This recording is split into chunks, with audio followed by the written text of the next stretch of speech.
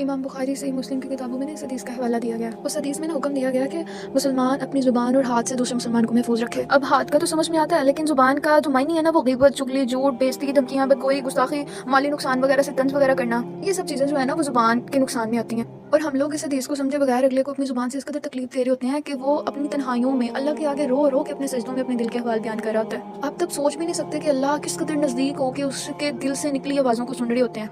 और उस वक्त जो है ना वो उसके दिल से निकली अर्श फाड़ के गुजरती है। हाथ का नुकसान थोड़ी देर का होता है, वो कुछ देर बाद ठीक हो जाता है, लेकिन जुबान से दिया गया नुकसान जिंदगी भर याद रहता है। कोशिश किया करें अपनी जुबान के तीर जरा कम चलाएं। कुछ लोग बड़े माहिर होते हैं जुबान के तीर चलाने में, वो ये चीज़ समझे बगैर अगले को इस कदर तकलीफ दे रहे होते हैं कि उस वक्त तो वो बंदा उसके सामने कुछ नहीं कर सकता, बेबस है।